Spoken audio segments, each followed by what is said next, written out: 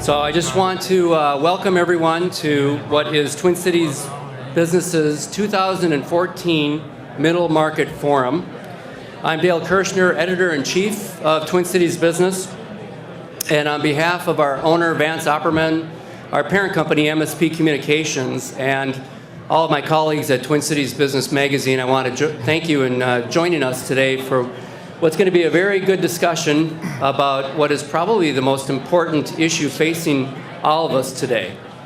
And I know we're so happy to be here just to talk about it that it's hard to get everybody to sit down. But, we're going to move forward anyhow because we have a lot of really good things to drill into. We have an esteemed panel of individuals who are taking their time to join us today to be able to talk about this subject. So before we do dive in, I'm going to just mention a few brief remarks about our sponsors today. Our first sponsor is Associated Bank, which is one of the top 50 publicly traded U.S. bank holding companies. Associated offers a full range of financial products and services at 21 locations in the Twin Cities. Its dedicated and experienced relationship managers and financial professionals understand the dynamics of middle market companies and how to best customize credit structures to fit their most pressing challenges. Our second sponsor is Baker Tilly, which is ranked as the 7th largest accounting firm in the Twin Cities and among the top 20 nationwide. Baker Tilly is a full-service accounting and advisory firm that works with clients across a wide range of industries and has a focus on the middle market realm as well. 95% of the firm's clients are privately held companies. Our third sponsor today is Frederickson & Byron. Frederickson has built a reputation for bringing business acumen and entrepreneurial thinking into its work with clients by serving as business advisors and strategic partners, as well as great legal counselors. Its 275-plus attorneys specialize in more than 35 practice and industry areas and serve clients from 6 offices in the Midwest, Mexico, and China. Clients include publicly and privately held businesses, financial institutions, municipalities, nonprofits, trade associations, and individuals. Our fourth and final sponsor is Welsh & Colliers International, a leading Twin Cities commercial real estate firm providing full-service solutions for businesses of all sizes, from construction to brokerage, property management to facility services, and more. Welsh & Colliers tailors its solutions based on each client's specific goals and objectives. Please join me in thanking our sponsors today.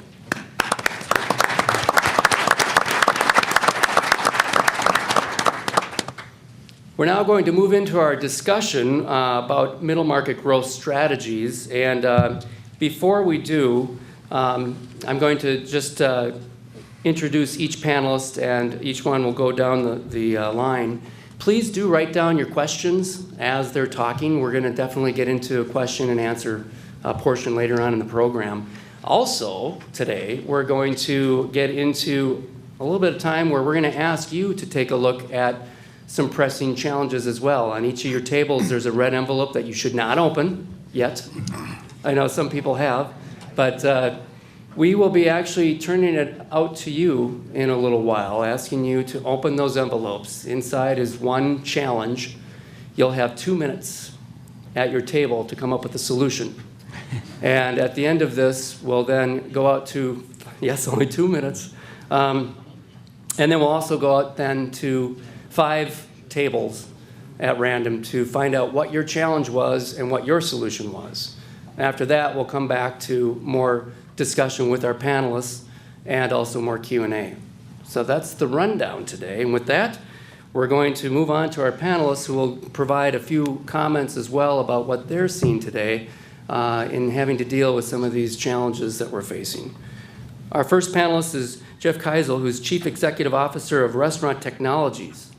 Since joining the company in 2005, Jeff helped with its expansion into new regional service locations and not only led the company through the Great Recession, but found ways for it to grow as well. Jeff previously worked in leadership positions at GE and GE Capital and C-level positions with G&K Services and Vista 3D. Jeff? Oh, thanks, Dale, and thanks to all our sponsors, and thanks for coming here to spend some time with us. Okay. So what is Restaurant Technologies? We're the leading provider of innovative cooking oil management solution for the food service industry. What we've done is we've automated the handling of cooking oil within restaurants. If any of you have worked within a restaurant and had to take a 35-pound jug out of the back of the restaurant, schlep it all the way to the fryer, pour it in, avoid getting splashed by 375-degree stuff, and then at the end, take that used cooking oil, carry it back through the restaurant, pour it into a rendering tank, you would love what we do. We basically put in tanks and pumps and then connect it to the fryer, and we took that labor-intensive, bad process, and we automate it literally with a toggle switch, add filter, dispose the oil. Over the past decade, we've grown from really nothing to 21,000 customers, 750 employees, 41 depots covering 85% of the U.S. population. And something we're very proud of, we have about 98% customer retention through that period. So a couple of things that, how have we done well? What are some secret sauce within the RTI that we want to talk about? And Dale, after we discussed, he brought up these topics. One is that innovation needs to be both broad and continuous. When you think about innovation, it's easy to think about new products, new ways to sell, new pricing schemes, new deals, that sort of thing. But for us, innovation, or our next level of growth, is that part of what we do is we have a telemetry system inside our restaurants to tell us how much fresh oil our customers use. And we use that information to the benefit of the customer, but also to us. But through having 21,000 customers and continuing to grow 10+% a year, we now have a very large platform to capture information within the restaurant. So we want to monetize that by offering data services to our customers. So that's a growth innovation. But innovation needs to be powerful and broad. We also use innovation within our operations. We use Lean and Six Sigma processes to really define our distribution and our service, which is our two most expensive processes. And by tearing them apart, putting them back together, who needs what information when, then automating those processes, we took out 40% of our variable cost of those two processes, which is a huge deal for us. Which leads to the next strategy, that productivity is a growth strategy. Now, it's easy to translate externally. Here's a good way to put it. We think we have a great business. We think we have a great product. And we are doing well. But we're only 16% penetrated in the US. That leaves 84% of the people either not bright enough to buy from us, or we're not quite there yet. And anytime someone's not buying you, price and value has got to be in that mix. So we understand that people can always do what they do with the labor and the bad processes. So we need to make sure that we're as close as we can to the cost of them doing that process manually as we're doing it automatically. So that's the external perspective. How do we continue to deliver more value? Internally, we ask our people to spend RTI money as if it were their own. And we translate that to, hey, if we're more productive, we can meet that price umbrella that the customer is pushing on us, or the price ceiling. And at the same time, if we continue to grow, we have more capital to grow our business as well. And lastly, we have a highly engaged workforce. We do that by focusing on trust. We do that by focusing on culture. We want to hire the right people, educate them on how we do things. We give them feedback on that. We expect our managers to have one-on-one meetings at least bi-weekly with their employees, so that when it comes down to performance review, that's all very clear. So at the end of the day, for the last 3 years, we've been rated in the U.S. as one of the top 2 to 5% of an engaged workforce. And strategically, what that means for us is that we can change rapidly, and our people understand our strategy and what they can do to affect it. Thanks, Dale. Great, thank you, Jeff. Our next panelist is David Martin.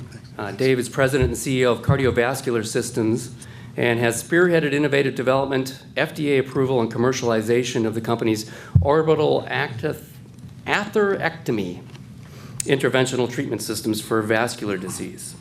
He joined CSI as a board director in 2006, served as interim chief financial officer, and was named president and chief executive officer in 2007.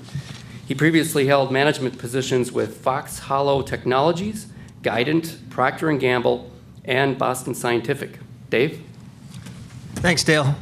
Atherectomy simply means removing the plaque. We manufacture and sell a medical device that removes plaque from vascular arteries. We're approved for the legs. We've been in that business for about 5 years.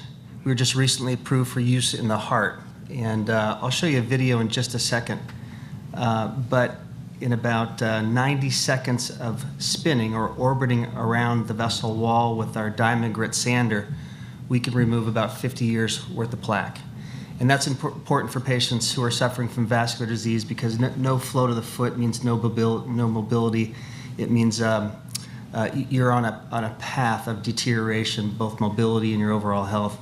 And then with the heart, heart's maybe more well-known vascular disease in the heart, but we solve a problem that has not been solved to date previous to our device, which is the ability to sand out very hard plaque called calcium.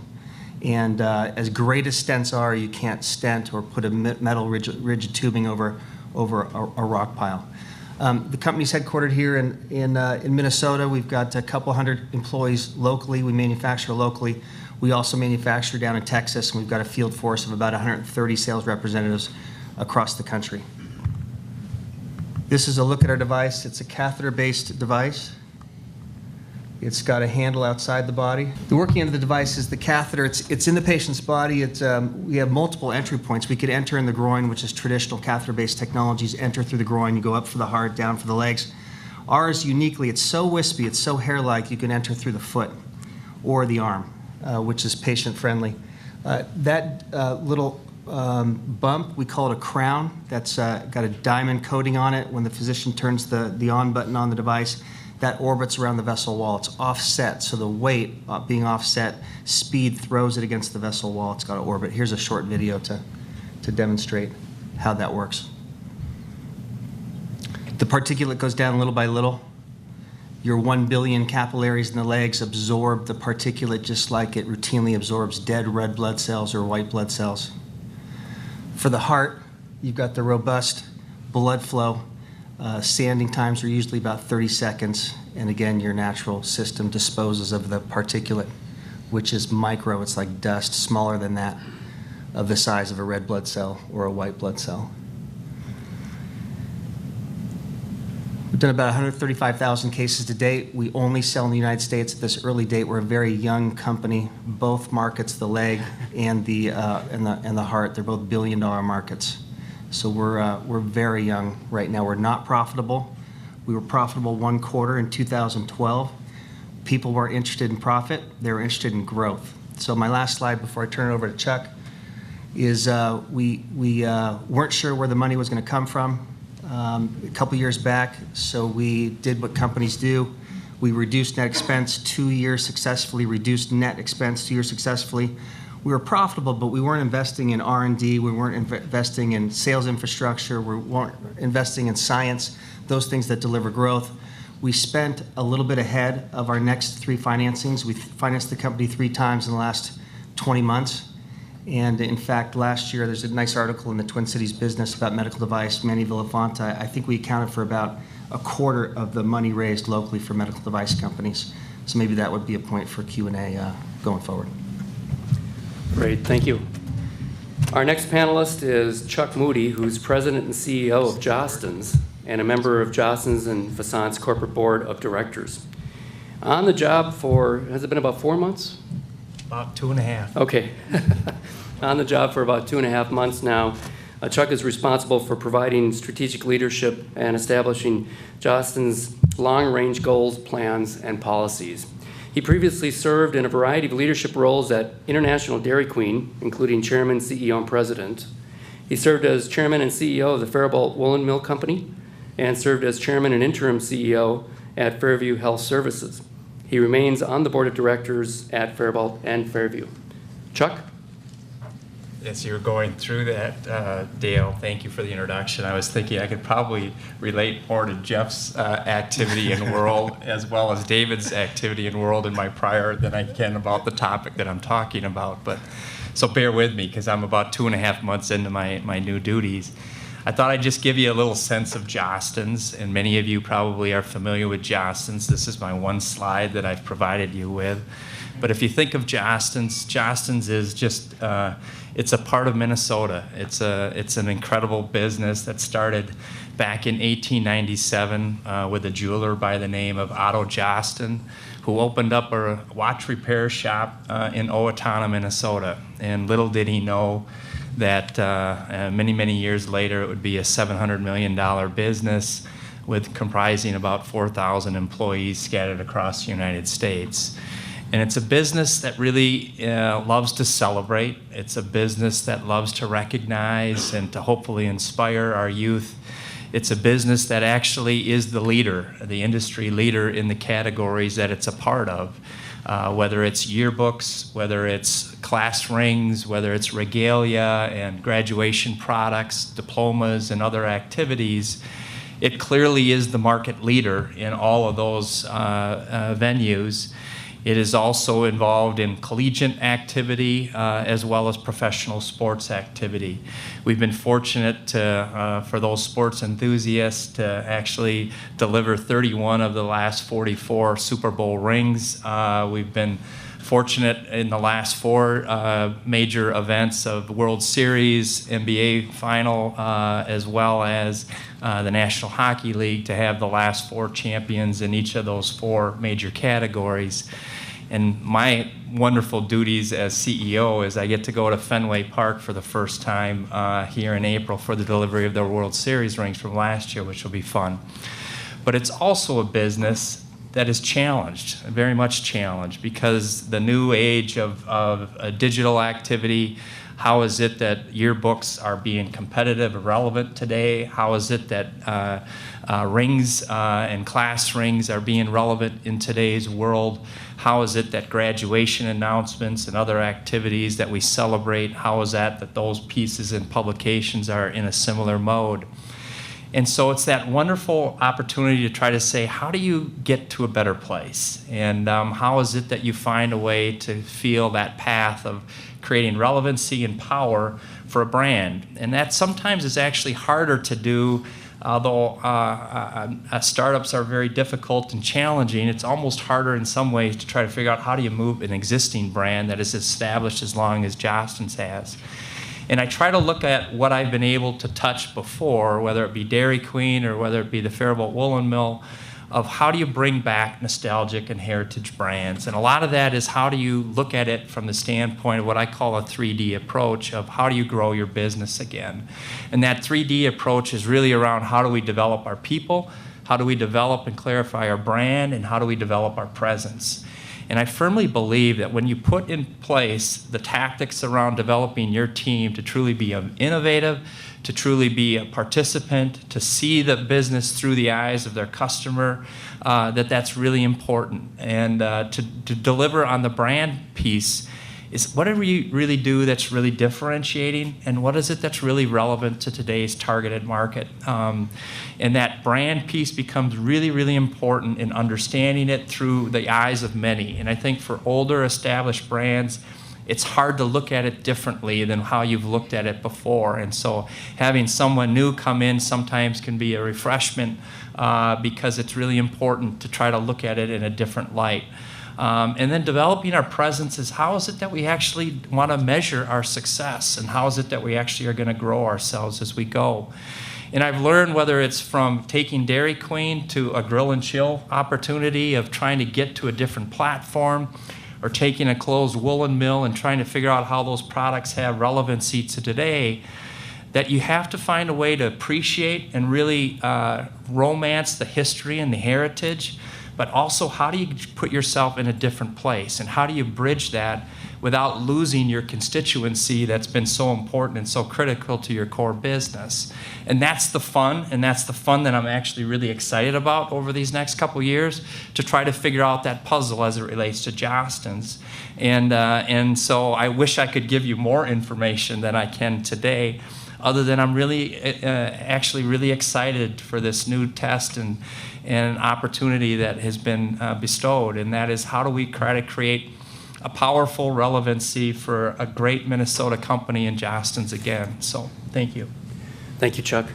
Our next panelist is Carrie Musich, who is the founder and managing principal of Tonka Equity Partners, a private equity firm focused on building bigger, better businesses.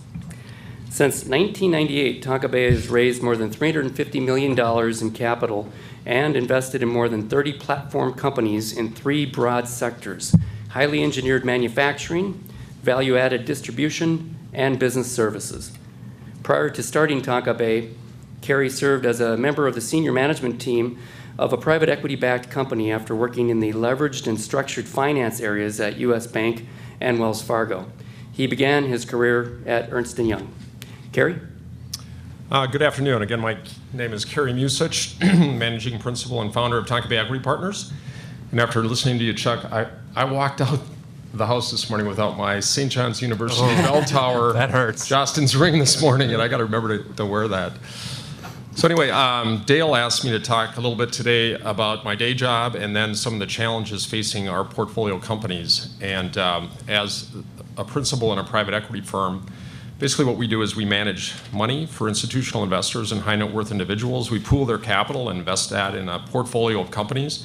We've got 10 portfolio companies right now, anywhere, this is a smaller end of the middle market, 20 to 50 million in revenues. And those companies combined are kind of a microcosm of what's going on in the economy, and we can see the GDP go up and down, and some of the challenges they're facing are pretty consistent across the board. And basically what I do is, I'm 4 of the boards, I chair 3 of the boards, but what I spend most of my time doing is working with our management teams trying to create value or accelerate value creation in these companies. And basically what we do is we start out with, when we invest in a company, we start out with a strategic plan, which provides like a 5-year roadmap where we're going. And then the management teams are responsible for putting together the yearly operating plans. And then what we do as a firm is we really try to support that strategic plan. And we start with trying to build boards of directors to fill in gaps, maybe in our management teams, or people that can maybe make introductions to key customers, things like that.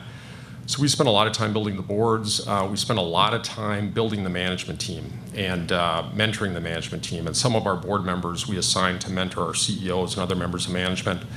And then beyond that, we're just providing resources to help execute that plan. And it could be more, additional capital, but a lot of times we're, whether it's systems or key people or making acquisitions, things like that. So that's kind of what we do on a day-to-day basis.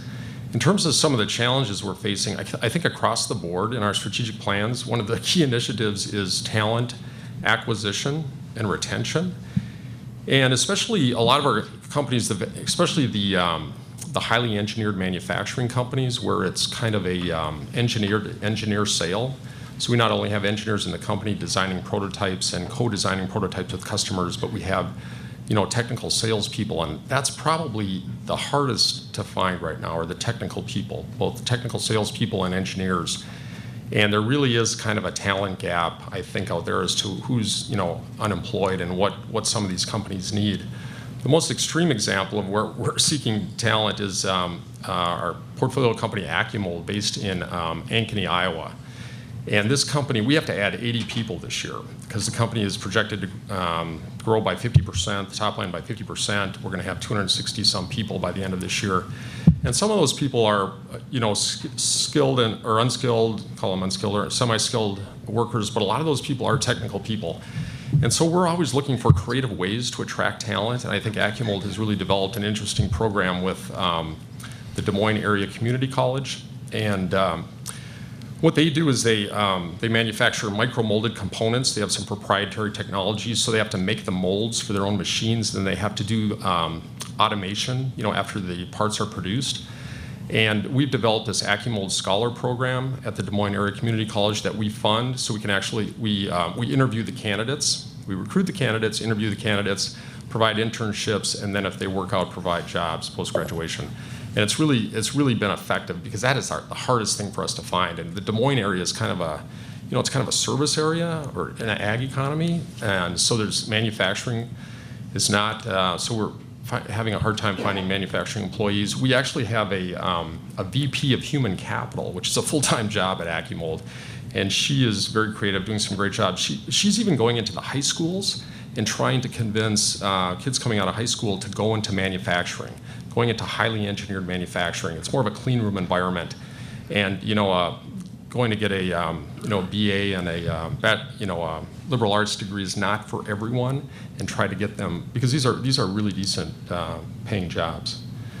So I'm sure a lot of you are experiencing the same thing, this talent gap. Great. Thank you, Kerry. Our fifth panelist today is Dan Zidane, who's President and Chief Operating Officer of Liberty Diversified International, a privately held family-owned company founded in 1918 with revenue near $600 million in 2012. Dan is entrusted with strategic leadership of the company's 11 divisions, including 1,400 employees, doing business in 5 countries and in 10 languages. Previous to joining Liberty in 2000, Dan helped expand sales, profit, and efficiency improvements at several companies, including Berry and Sewell Industrial Supply, Midway Industrial Supply, and W.W. Grainger. He also has been instrumental in the acquisition and integration of 14 companies, 7 at Grainger and 7 at Liberty Diversified. Dan? Thanks, Dale. Is this close enough here? So at Liberty, we make cardboard boxes, office furniture, and machine tools. And if you're looking for a connection between those, you can stop now. There's none. And you can yawn, too. What we do is we are in 3 very commoditized marketplaces, and we know that.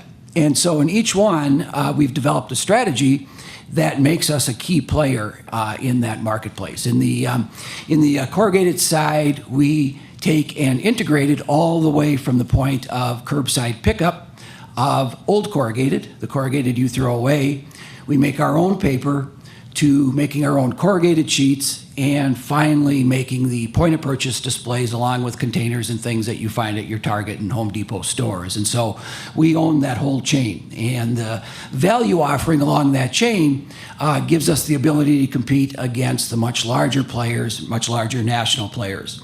In the office products side, we abandoned the people who still work in their office, that's us, and followed the much younger generation who works in a shared hotel space like Coco here in Minneapolis and to the home office. And so we are supplying many more products to people who no longer work in the typical office location and not through their typical Staples, Office Max, or Office Depot retailer and online.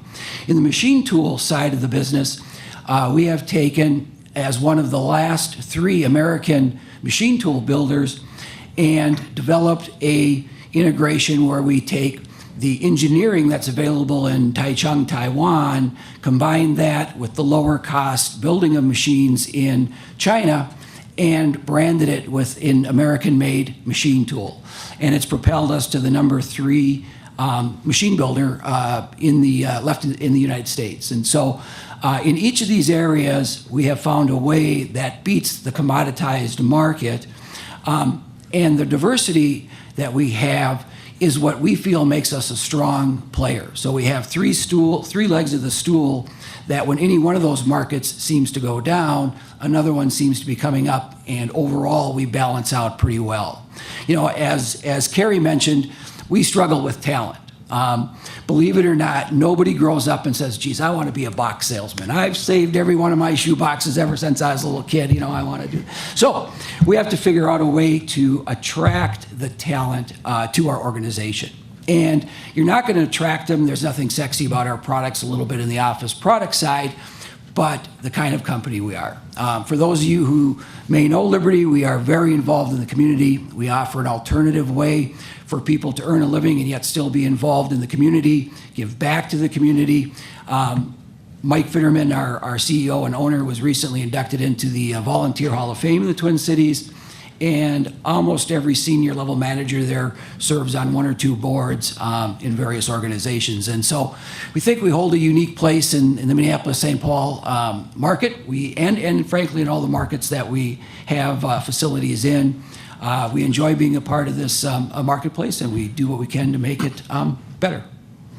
A couple of you mentioned talent, and I was curious, for those in the room and our readers who are interested in selling their companies, how is it looked at today in terms of the talent that a company has when you're thinking about acquiring that company? I know, Dan, you mentioned before it has a bit of an impact. So can you guys spend just a minute or two on how important is talent at the company you're looking to acquire? Sure. Well, we do a lot of acquisitions. Every year we probably do 2 or 3 acquisitions. And there was a time when we acquired a company, we often acquired a fair amount of talent along with it. That's no longer the case. And frankly, the entrepreneur selling the company often finds himself in an uncomfortable position working for an acquirer. And typically that fizzles within a year or so. So when we look at acquisitions now, almost before we look at anything else, we look at the talent that we think we're going to retain through the acquisition. If we're not going to retain enough talent to run that organization, we'll pass on the acquisition. I don't have within Liberty enough people to take and put on a project or put on that acquisition to grow it or continue to run it. So I've got to acquire the talent along with the company. We're right in the midst of right now a potential acquisition with American Achievement, which is a company that's pretty similar business than Jostens, but about half the size of Jostens, which we're currently going through FTC approval around. And we're in an interesting play as far as, because in our world it's about manufacturing capability as well as obviously infrastructure and product development and service and support, but also our sales channels as to how do we keep those sales channels. So for a big part of our initiative right now is really understanding how do we, in that mode of transition, assuming it is to come, how do we really retain the business that is through a sales network of independent reps? And that's a really challenging and dynamic play for us that we're having to go through. And the importance of being able to do that is just critical. And so creating a value prop as well as an understanding of what the talent capabilities are. In our business, relationships with schoolhouses, administrators, and all are very, very important. And so how do you retain that? It's not usually as much the economies of scale of manufacturing or administrative overhead. It's really how do we make sure that we are continuing to grow the business during that acquisition time versus just trying to acquire it and take advantage of the efficiencies of that business. And I think sometimes we get mesmerized by the efficiencies versus mesmerized by the opportunity. And so I think it's keeping that focus. And Chuck, when we talked before, you mentioned a little bit about the internet and how you have your direct reps and the relationship-based way of selling.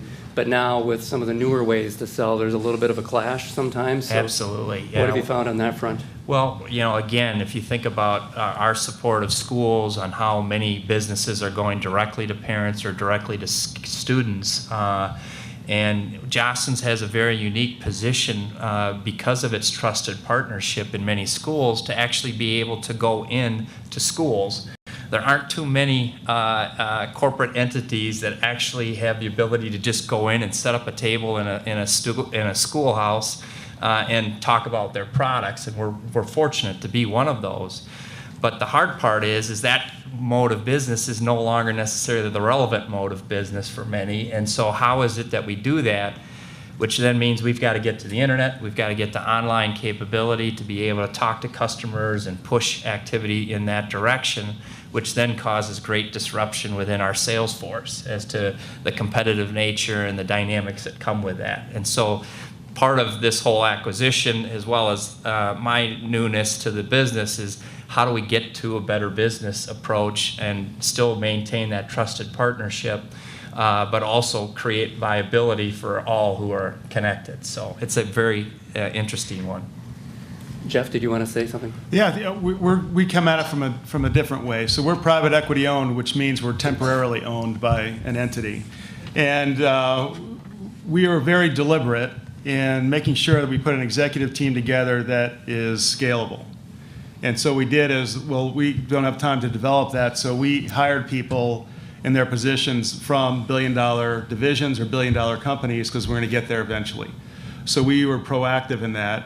And we also are very planful in the core competencies that we need to develop within the company to be successful a couple years down the road. So what talent do we need to develop, or do we need to go out and get it? And we need to get it at what level? Is it the executive level, or is it, the level below that? And thinking that through, we were told that when we were in a bidding process in May of 11, that did add quite a bit to the value of the company.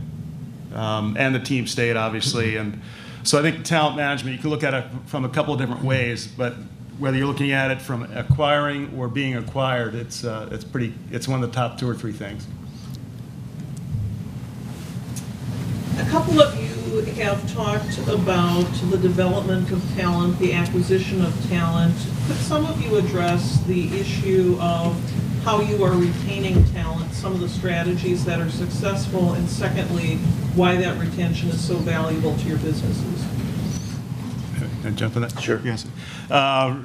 Retention is probably the #1 strategic initiative we have going on right now. We hire. It takes a long time to get hired by our company. We do psychological testing. We do talent testing. We have certain levels. It's 4, 5, 6 interviews. So we're very picky about who we hire. So to do that again, and retention is, to be honest, a significant waste of money, time, and effort. Think about it this way. We're making a mutual decision here. If it doesn't work out, we need to figure out why. So there's the numbers that are going around. It's 1.5 times the salary if you make a mishire. If it's a customer-facing position, I think it's much higher than that, because you can't undo what damage has been done by someone who shouldn't have been working there in the first place. So we look at retention, and we're digging into it right now. We have got this great engagement score, yet our retention has slid over the last year, and we need to really dig in and solve for that. So retention is, it guarantees growth, it guarantees productivity, it guarantees culture, and those things have to be right to be a double-digit growth company. Anybody else? Well, a little different twist on talent and employment. The medical device industry is highly regulated and now recently more taxed. So we've got good retention, but we're always short employees. Our investor dollar has to go so far. In addition to science and research, we've got an abyss of regulatory agencies to deal with, and now a medical device tax, which is punitive for the entrepreneur and the innovative process. If you're not profitable and you got a tax on revenue, which is the case in the medical device industry, a tax on revenue, not profit, that's money directly away from hiring 12 more engineers or more manufacturing talent or more distribution or running another science program or providing another proof source for the patient who's looking at getting an intervention. Dan, when we talked on the phone, you also mentioned something about how you were going to more shared services and how talent was part of the issue there. Could you spend just a minute on that? Yeah. So I've been at LDI for 14 years. I came in, when I first came in, or shortly after I came in, I should say to be accurate, I was the general manager of the office products division. Back then, we were all very autonomous divisions. We all did everything separately. We had some shared services in tax preparation and legal and some of that kind of stuff, but really we did everything pretty much in the division. As we have grown and as I think business has gotten more complicated and talent has gotten less abundant, I found that I have to have some synergy among the divisions to get to share the talent that we have. And so we've taken away some of that autonomy of the divisions while carefully leaving the responsibility and their strategic growth with them, but offering them corporate services that are really services, not heavy-handed kinds of dictating, but in marketing or in operations where we have teams that can go out and help them with issues that they are dealing with. And so we've got a few more corporate employees that actually spend most of their time in the division, but not full-time in any one division. They're shared among all the divisions and worldwide. From a customer perspective, how confident are your customers with the pace of economic growth in the country at the moment? Serving the restaurant industry, poor. Same-store sales are down. There's a lot of regulation around minimum wage. So the customer base that we serve is has a very poor, a dim view of the next couple of years. Our customers can be viewed as the physicians who use our devices. They could also be the payers who've got patients in their charge. On the users front, the specialist, a lot of confusion with the medical specialist. There's an abyss of regulations. Their ability to practice is impeded, and it's really tough on them. The overhead's never been higher, so there are a lot of great specialists and great work being done, but morale, I'd say, is sometimes low.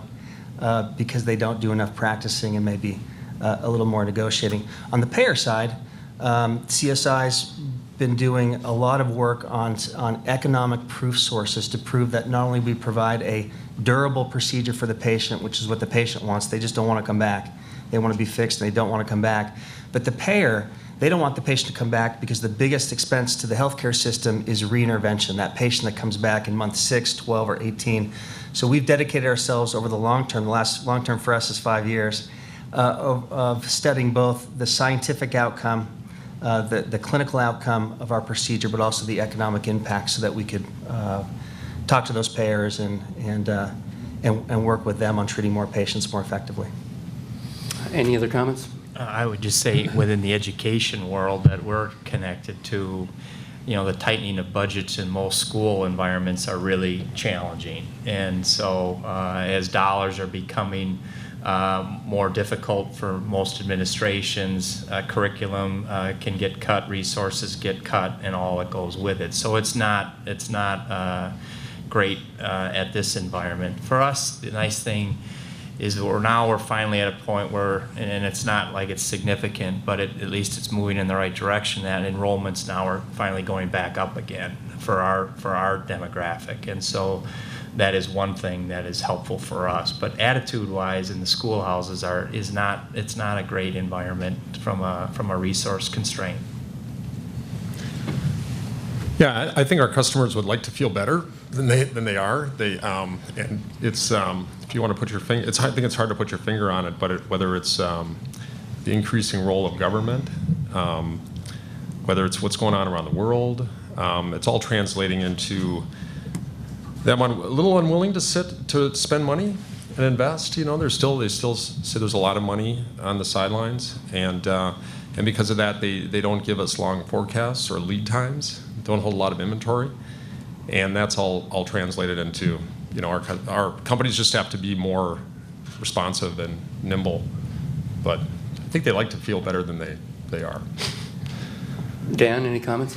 I would just say that our position is this is it. This is the new normal. If you're waiting for something to improve, stop waiting. If you've done something in the past and think, well, if we just hold on till it gets back there, I don't think it's coming back. I think we're at where we are at. And actually, in our organization, we don't mind because we have a lot of cost savings and efficiency improving products that can help people get to that greater level. And so while it's difficult for the customers at times, as we educate them on what we think is happening and not going to change, we also offer alternatives on how they can lightweight containers, go from a corrugated box, 1-trip container to a corrugated plastic 15-trip container, and all sorts of things like that build a bigger barrier around us so our competitors have a tougher time. So that's kind of where we're at. This is it. Great. We hear that a lot, too, from everybody we talk with. We also do a quarterly economic indicator survey, and seeing and hearing the same thing. And at the same time, it's why we're all here, and it's a great time to be in business, too, because there are a lot of opportunities here to make things out of the new norm and to reinvent. So good question and great comments. Want to open it up now to these red envelopes and have our table drills. And so once again, the approach here is to please have somebody at your table be the table leader and read the challenging question and come up with a solution within 2 minutes, and the clock starts now. It's time to see where we land, and I'm now going to ask for volunteers to see who might like to stand up and provide us with your challenge and your solution, and think of it kind of as an elevator pitch. You know, try to do it in about 1 minute's time. But who would like to stand up and lead your table's solution? Anybody? Our challenge question was, your company just lost its largest account due to economic issues. It represented 30% of your revenues and 20% of your net income. What do you do? We had a great discussion around this topic, and a couple things that came to mind were, sort of first and foremost in the short term, it's probably a cost reduction opportunity. But more importantly, in addressing the morale and the culture of the company, we thought that to re-engage instantly and right away is very important. What went wrong? What caused that? How do we get back on the horse, if you will, and tackle this and replace that? And identify what was the root cause behind it. Great, thank you. So our question was, you're planning to announce a merger with a company that's close in size to yours, and what should you do, if anything, to make sure that you retain your top talent? First and foremost, we thought you need to have a plan, right? You shouldn't be thinking about this the night before. You should identify your key employees. You should communicate to them the benefits of the merger and how it's going to affect them going forward, and build in a compensation plan like a retention bonus going forward. Great, thank you. We are a company with the most respected and best performing brand in the marketplace. It's been that way for decades, and all of a sudden sales are slipping. And there's new alternatives at lower price, and they're heavily marketed. But we still believe our product is the highest quality. So our first objective was to clearly identify what the difference is between the newcomer's strategy and what ours has been, to try to adjust, take advantage of what they might be doing, to really reinvigorate our message so that we really understand why we believe our product is the best, and get out and tell that message. And lastly was to look at our processes. If competitors are coming out at a better price, we've got to make sure that we're efficient. I think somebody up here said your business's processes are part of your strategy, and that has to be incorporated for us to sustain our leadership position. Great, thank you. Our question was, you want to stop working at your company, retire and sell it so you can enjoy how much it's increased in value over the past years. How do you best proceed? I think the first thing we started with was you need to sit down and have a plan. You need to look at your company, look at some of the things that are going on in your company. And a lot of times when you have an entrepreneurial company, there are certain expenses that aren't necessarily expenses that you would have in a company that's owned by a larger business or a larger organization. And you need to clean up some of those things before you sell your business, or at least recognize what they are. The other thing is you need to make sure that maybe there's a team of people within your company that's responsible for the disposition or the sale of the company. Maybe it's an outside advisor or somebody like that to assist you in that, because a lot of times as an owner you will lose focus on the business and not run it the way it should be run during this process. That can take a year or two of time to get it done, or even longer in some cases. So you need to be prepared for that length of time, but also make sure that you're not getting put in a position where you're not running the business as efficiently and as well as you have when you were running it. So. Great, thank you. So our challenge was, your corporate development expert has identified an acquisition that looks perfectly financially. What else needs to be considered before you move ahead with what will be your company's first acquisition, one that'll double its size overnight? And immediately the conversation here is centered around the right talent and going after and looking at the cultures. First, they were talking about having the right leadership to be able to handle the scale that you're going to be seeing. What you do is skills assessments and how you integrate them, and a lot of discussion surrounding the culture and the desired ones, because having very divergent cultures may be quite a challenge and can get in the way of the success of an acquisition. And would really affect how you chose to manage that business. And then also a lot of talk around retention. deciding those you want to retain, how you go about the retention, and how you engage the larger organization and whether you can effectively do that. Great, thank you. So our challenge was, you're going to close on a clinching deal that would increase your company's value by 30%. A former employee anonymously started commenting on social media channels in ways that insinuate, you and your company has been committing fraud and doing something otherwise illegal for years. Others are now commenting on this on social media channels, how bad the behavior is of this company and how could they, even though there's no truth to the allegations. What do you do? Our table has some experience and some in this, which was great, and some professional expertise as well. So we were actually able to draw on some case studies, but I'm happy to say that no one actually said, find that person and take them out. So, but they did say, get in front of it right away. Hire a PR firm, take the conversation offline as quickly as possible, validate with facts, first and foremost, were some of the comments that we had, and to do so by engaging other platforms to do that. Local media, get the story straight so that others in social media aren't necessarily piling on the way they were before.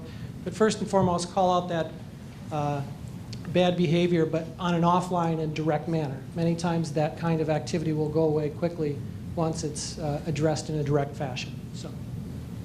Great, thank you. And now I'm going to ask our panelists any thoughts about some of the things that you just heard from our challenge questions. Culture is important. So, for marrying two cultures in the medical device industry, the acquiring companies can sometimes change the culture of the larger company in some cases, as was SciMed changing the culture at Boston Scientific. But I think culture plays an important role, and I think for any acquisition, you need to have your top people involved in the diligence so that they grow ownership in what the forward plan is. And if that's the case, you've got a lot of excitement when you're trying to combine companies, groups of people to do better things. Yeah, I would just say that I was glad I didn't have that last question to actually contend with. But I think as it relates to our potential acquisition, our dynamic is that we have two fairly large groups who have been fierce competitors with one another. And the idea of now bringing that mindset of being competitors to actually being family is going to be a real dynamic that we're going to have to try to work through. And so the culture piece that Dave referenced is really important, and the tone of how we're actually creating objectivity and valuing both cultures and both histories becomes really important. And so, and a lot of times it's that softness that really, I think, creates the differentiation. Great. Any other comments? I will just, again, comment on the last question, not so much around the situation, but I'd love to find that company that has social media down. We all struggle with that. It's out there. We're vulnerable to it, and we're susceptible to what's on there. When you said, get out in front of it, how do you even do that? I mean, I know PR firms that come in and go, well, we think we can do this. But, when we write something on social media, it doesn't read like the people who really use it right. They can tell we're old guys, writing on there, old guys and gals, sorry. So I'd love to find that company that actually has this down, because, boy, as I go around, I look for that and can't find it. Hopefully when we network later, there might be somebody here. That would be great. In your opinion, what can a business owner do to take advantage of today's gray multiples but not get raked over the coals and lose much of his or her gains in the process of selling the company? Well, they're probably going to still get raked over the coals. But no, I'm just, I don't know. It's a funny market out there. There's a lot of capital out there looking to make acquisitions, looking to make investments. There's a lot of bank debt. Interest rates are low, so you would think there would be more activity. Business owners just seem reluctant to sell, and I think that we're trying to speculate as to why that is. I think part of it is because the alternative doesn't look that great. I mean, everybody's telling them to diversify their assets, but it's like, what do I diversify into? What I got is a sure thing. So, or they think it's a sure thing. But there are alternatives for business owners, and at Tonka Bay we do transactions called recapitalizations where we do not have to buy 100% of the company. That a business owner can sell part of their company, continue to run the company, and then have a second or even a third payday down the road. So they can still diversify and still continue to do what they're doing today. And we've got some really great success stories in that. One is a recent sale of a business called Apex Information Technologies. We just sold the company last fall, and we owned the company for 7 years. And when we invested in the company, the business owner, he was relatively young. He was in his early 40s, which was a little bit of risk, and he had a very nice payday. But what he needed a partner, and he wasn't willing to kind of take risk on his own. This is the classic. You don't want to risk everything you built, on some strategy. And so after we invested in the company, we invested in building his team. We did an add-on acquisition. We built out a whole new technology platform that he admits he would never have done it himself. The company was just sold to another private equity firm. He had another payday, and then he rolled some of his ownership. So, a lot of business owners think you just need to sell and 100% and walk away, but there are some creative alternatives. I have a question around leadership. So what do each of you do that's your secret sauce to make you a more effective leader?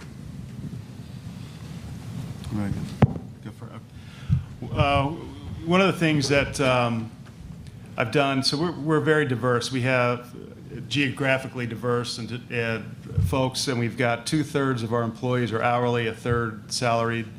So 750 people scattered across the U.S. So one of the things I did, I think almost the first month, every Friday I send out a weekly email. And it could be anything from just telling a funny story. I'm a diehard Eagles fan, so I should be bragging about that, although sometimes I don't. Or it could be about a big win that a salesperson had or a challenge that we're having. So it's very transparent. Between that and a balanced scorecard that, quite frankly, everybody could walk through and say what our strategies are. Those two things, I think, have helped us become a pretty transparent company. That's a good one, Jeff. That's a great one. Personalizing yourself and your company. For CSI, we hit rock bottom. We were down to one payroll twice. We didn't know where our next dollar was going to come from, and we presented a clear plan. Wasn't a great one, but it was one for survival. And personal relationships carried the day. People need to hear the tone with which you're speaking. They need to see your demeanor, the look in your eye. And if you're going to lead this thing or look for the back door. And I think the key at some extraordinary retention at CSI, even though we didn't have a dollar to our name, was communication, personal relationships. We chose as a group to stick together. Chuck?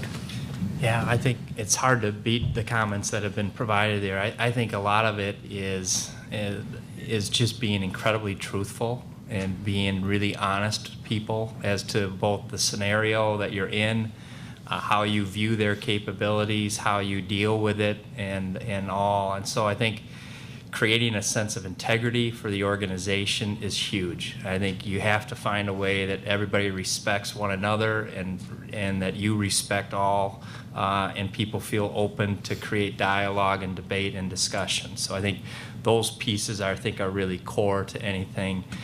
And then I would say for me, the piece that I sometimes look at myself as kind of the silent competitor, meaning I love to win. I don't want to try to figure out a way to win. And yet I try to do it in a little bit of a silent way of it. And I think that you want to create that sense of team competitiveness and how do we actually compete together and as a team. And I think that there's that sense of aspiration and excitement that I think is critical for any team who's trying to deal with whatever they're trying to contend with. And so I think it's that sense of competition and team orientation that I think it really helps feed the right environment. Kerry? Yeah, I think it's all about setting clear expectations. for people. I think people like to know what's expected of them and where they're going, and immediately when it's kind of fuzzy what the end game is, I think they're just kind of lost. And I also think people like to be held accountable ultimately. So through metrics or whatever, I think that's the key. Again, a lot of great things have been said. Maybe the one thing to add is I interview almost everyone down to the manager level that comes into our organization, not so much from a competency standpoint, but more from a fit. And when I talk to them, I make sure they understand that we're not hiring them to a job. This is a mission that we're on, and they're part of it. It's us and them together. I rarely fire a person. I've rarely had to fire a person. I've had a number of people come in and say, I just can't do what you're looking for me to do. Can I do something else, or can I exit the company? People feel a real part of our organization. They don't feel threatened. They don't feel like if they don't make their number next year, they're going to be fired. They feel like they have to figure out how to do it, and they're the first ones that'll come forward and say, I can't do it. I think we get a lot more out of our people for that. Great. I know back in the 90s, there was a company here that was a startup, but it had a decent group of people. They ran down to not having enough money a couple of times to cover payroll, but then caught it just at the last minute. But back then, people were really hiring intensely, top talent. And this company, two of its most critical people were being chased after with offers elsewhere that sounded great. They couldn't come up with additional money to try to beat those salaries and compensation packages. So the owner realized that quite a few people in the team were fans that really loved baseball. A couple of them were Cubs fans. And at the time, there were $99 airfares round trip to Chicago. So the company actually said any employee who wants to go take in a Cubs game, and they flew down, I think it was like 25 people for a Cubs game, and it was far cheaper than having to come up with those compensation plans. And they retained their talent, so it was just kind of a fun story. Other questions I saw right here? We'll get the mic to you. Thank you. I'd like to address the panel members that have been. I had heard a couple of you, at least a couple of you, if not more, were working for much larger organizations, Fortune 500 organizations. What I'm hearing you all universally say is that relationship matters between yourself as a leader and your constituents, your employees. Did you find that relationship in Fortune 500 companies? I would say yes, definitely. I mean, I think that to me, the size hasn't been the dynamic. I think you make it as big or as small as you want it to be, and I think that works for any individual. So it's not so much the size as it is just the way you approach it and the team dynamics that you create within that environment. So I would say that's your task as a leader, is to make it feel small, no matter how large it really is. And that's the beauty of it, is that you have that ability as a leader to try to create that type of culture. So I think it's really important. Yeah, I'll echo Chuck's statement. I was a GE guy for 18 years, and within that realm, I was part of companies either as a new finance guy or mid-level management that it felt like a tribe, and it was great. And then other larger ones where, okay, we got to figure this thing out and change, because right now no one cares. Everybody's doing their job, but no one cares, and you got to change that. So I've seen it all. I don't think it's the size of the company. I think it's a leadership. So a little bit to ditto on what Jeff just said. A little bit about problem solving too. I've got friends from Procter & Gamble and Boston Scientific, but the more problems there are to solve, the deeper the relationships, and you get that at small companies, which I just love. And so the problem solving and the pace can lead to really deep relationships and excellent camaraderie. If I could just add one more thought. I think a big part is people seeing and sensing the opportunity. And I think as a leader, you have to create and visualize what that opportunity is for the organization, and people feel connected to that opportunity. And I think that when you do that, it doesn't matter if it's a small entity or a large entity or whatever it might be, that if people really feel that this is worth their time, this is worth how they're going to develop themselves individually and within the corporate environment or the firm environment, whatever it might be, that really is what drives things. And people want to be connected to something that they feel is of value and is really a growth opportunity for them individually. And if you can create that environment and actually deliver on that environment, that is the key. A lot of your discussion today has come from human capital focus, and I'm interested, as every organization is challenged with the arms race of human capital, what seems to be more your opinion as you look at the direction of where you're trying to obtain that talent? Is it growing and farming some of your own talent at maybe a lower pay but have good attitude and effort, or going to try and poach the first round draft pick from potentially a competitor or alternative firm?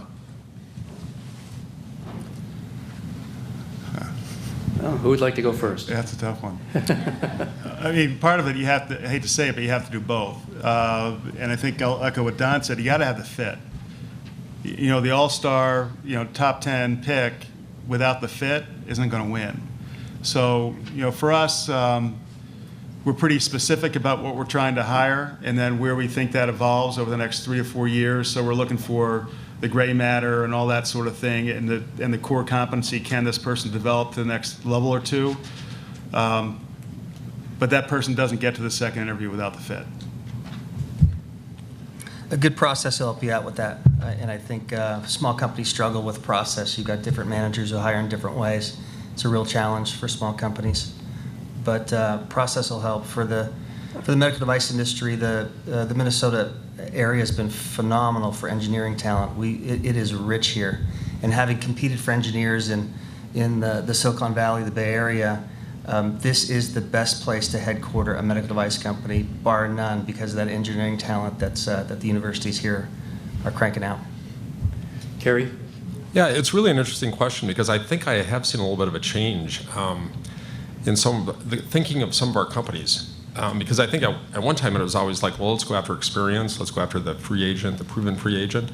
I think coming out of the recession, it seemed like there was a little bit more willingness to hire, to go after the first round draft picks and maybe hire 2 or 3 for the same price and then train them internally. And then, because these people come in with a lot of energy and maybe they were more available, coming out of school, and then there was more available because of the job market.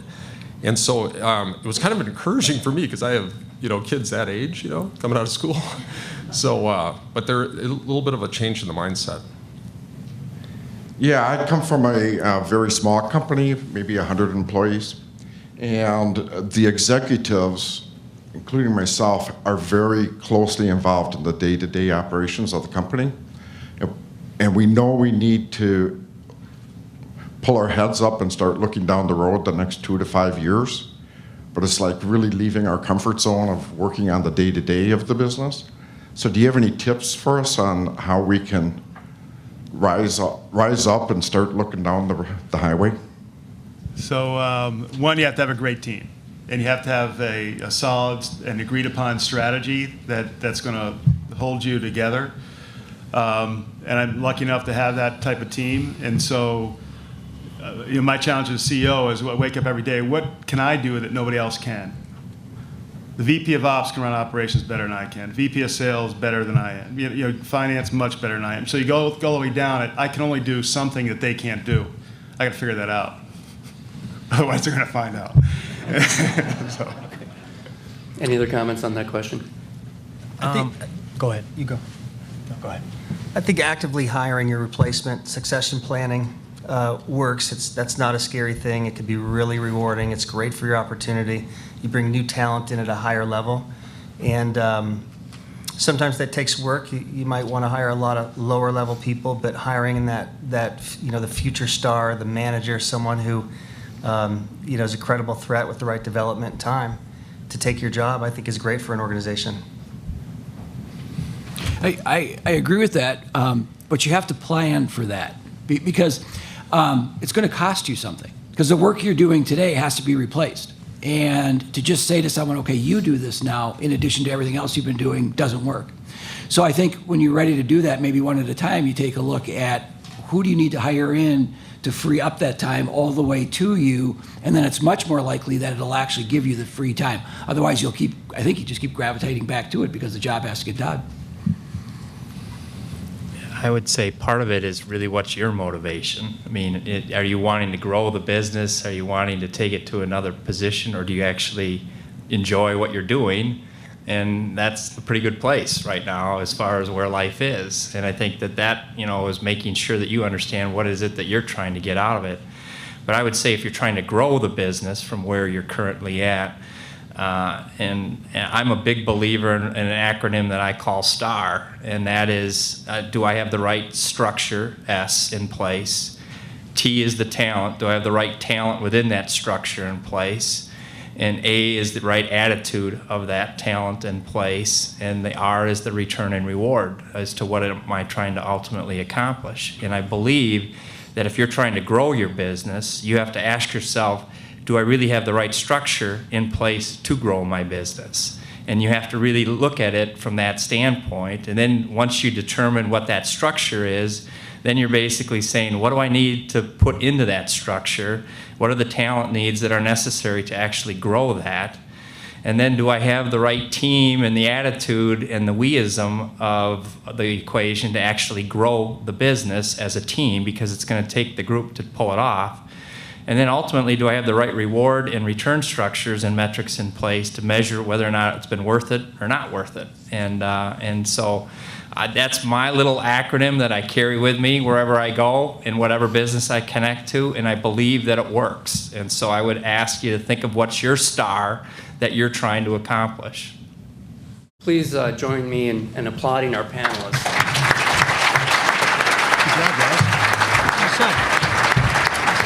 I also want to thank all of you, too, for those 2-minute drills and for all your great input as well. That was phenomenal. And also want to just say thank you one more time to our sponsors. So thank you, sponsors.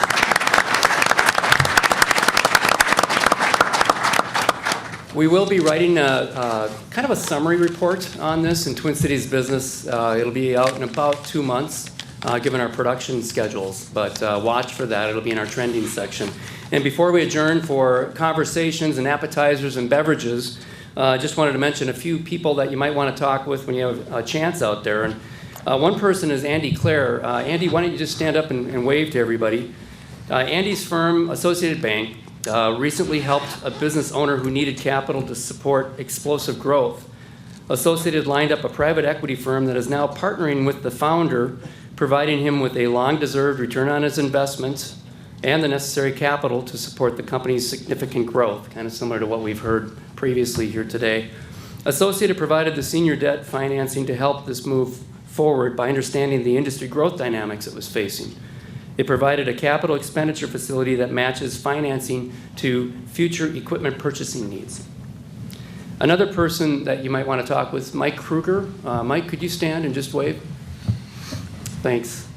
Mike is with Baker Tilly, and his firm recently helped a $60 million auto dealer obtain long-term financing, allowing it to acquire other dealerships.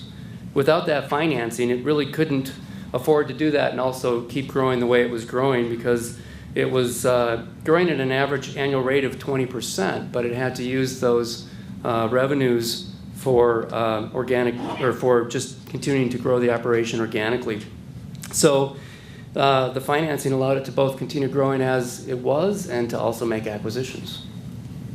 Sarah Reisdorf, Sarah, where are you? Oh, thanks. Sarah is with Frederickson and Byron, and her firm recently assisted a quickly evolving company called Help Systems LLC. They've been helping that company for years through its initial formation, but also through intellectual property issues, litigation, employment matters, 3 different private equity platform changes, and 10 different add-on acquisitions of various sizes. Sounds like they could be keeping half your firm busy. Talk about a great relationship between a law firm and a growing company. It's been interesting to see how that's been working out, and they do that kind of work with a variety of middle market size companies. One more person to mention is Dan Peterson. Dan, please stand and wave.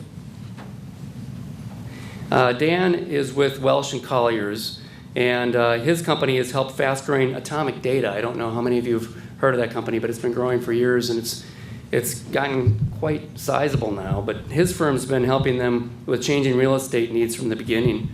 They've handled multiple lease negotiations during their acquisitions of other companies. They've helped transition it to different spaces. I think they're in 9 different data centers now in different parts around the world. And so that's another great example of a company helping middle market companies. So there you have it, even more interesting challenges and solutions for you to think about. This concludes the forum portion of our discussion on middle market growth strategies today. The second phase of today's event, where you can compare notes with everybody and also maybe ask some of the questions that you haven't asked yet, starts now. And I hope you've enjoyed the conversation and that you enjoy the rest of the afternoon. Thanks.